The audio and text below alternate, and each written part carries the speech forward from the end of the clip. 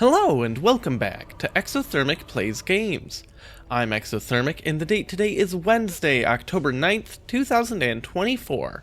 I've been doing a countdown of my favorite video games of all time through each day of the year, and coming in at number 84 is Dungeon Defenders.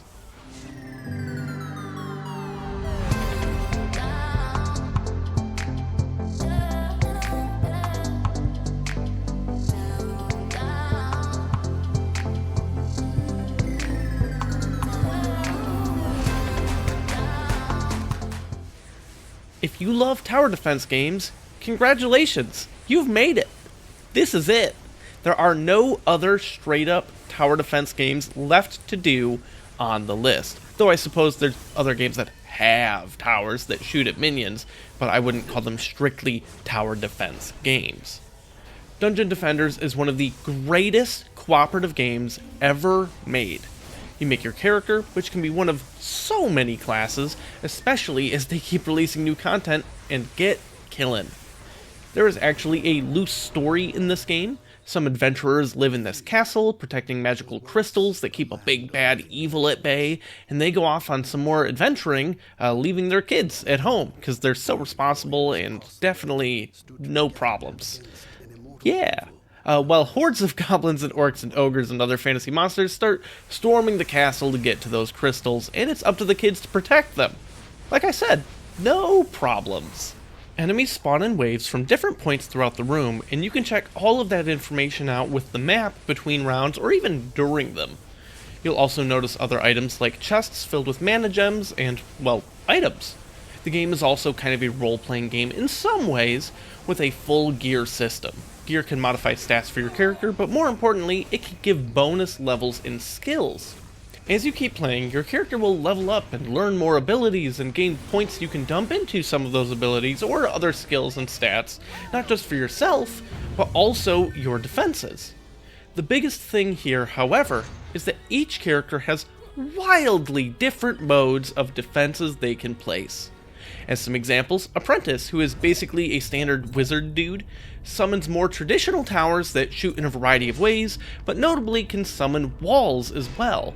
In fact, there's even towers that can shoot through and phase through, like walls of the room. There's a big lava thing, chaining lightning, all sorts of stuff. Lots of towers. Very tower. If you want towers, Apprentice is your guy. Then there's Monk, which deploys auras that just sit on the ground, and notably can be stacked on top of each other, allowing for some really crazy things as you keep building them all up in one spot. Monk is really good if there's like a very central choke point that all of the enemies are funneling into, because you can just build it up there and then stuff just dies instantly. Each character can also attack with their own weapons, and some classes, like Squire and Huntress, are a bit more focused on that regard, though they can still build some static defense. But when you get to the DLC classes, things can get really out there to the point that you're starting to play entirely other genres of games. Jester is just kind of gambling, but then Barbarian is the most different because you literally can't make defenses. You get rid of the tower defense element altogether, and you're just a guy. You're just a fighting machine. In some ways, I think it's actually the most fun, but is absolutely terrible as a solo character. The biggest problem with Barbarian is, of course, that enemies come from multiple angles of attack, and in many of the levels, you actually have to defend multiple crystals. Not being able to be in two places at once is a major issue for them, though there are some ways to kind of mitigate it. Barbarian's abilities, rather than summoning defenses, are different stances you can toggle that drain your mana slowly and give you bonuses like chaining lightning attacks or a huge speed boost, for example. So you just can't spread around that much on most maps, but some are doable, and great for a fun little solo challenge if you play the maps that you can do solo. It's not many. Super awesome as part of a group though, for a lot of neat reasons.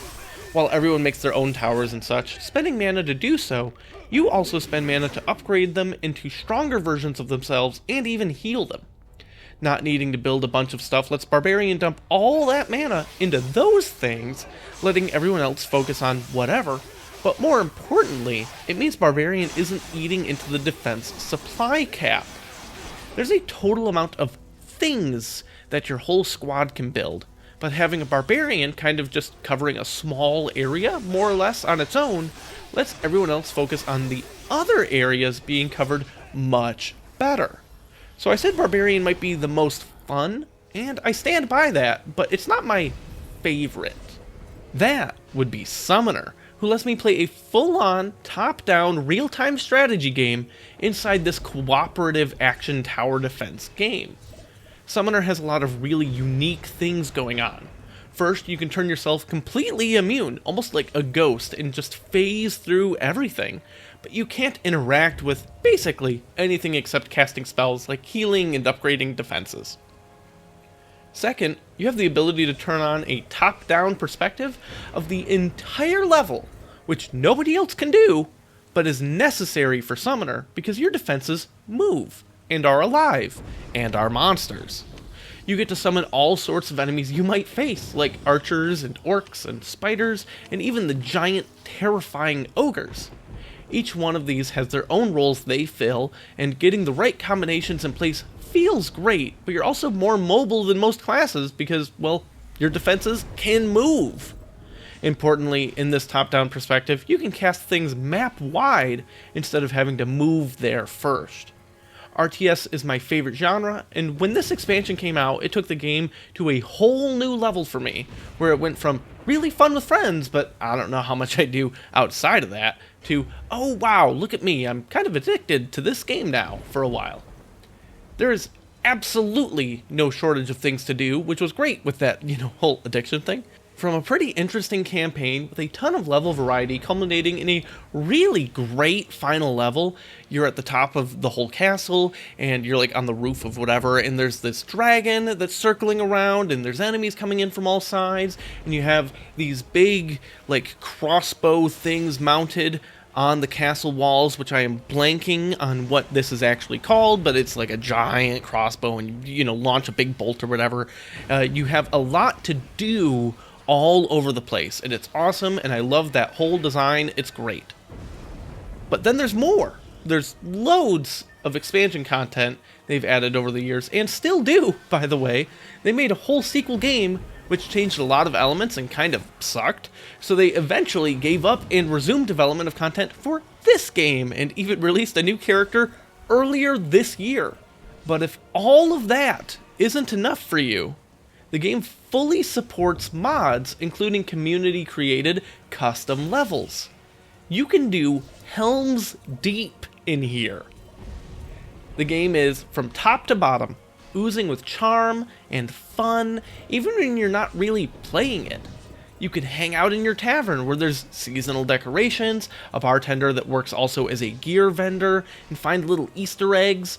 I recorded this gameplay with my twin brother, and I might have had even more fun checking out the ways they expanded the tavern since the last time I really played than actually playing the game. There's a secret room with a TV and a pizza and knockoff parody Mountain Dew 2 liters lining the walls, and like staff shoutouts and movie posters with parodies of the characters and other things. Like there's Abbey Road by the Beatles, but it's the 4 original kids in the game as the first classes. It's wild, and I had no idea that existed. All I'm saying is, if every game gave a shit like Dungeon Defenders does, while simultaneously not taking itself remotely seriously like Dungeon Defenders does, the world would be a better place. Join me tomorrow as I talk about my 83rd favorite game, where my wife is backseat gaming. Like, literally, she's in the backseat.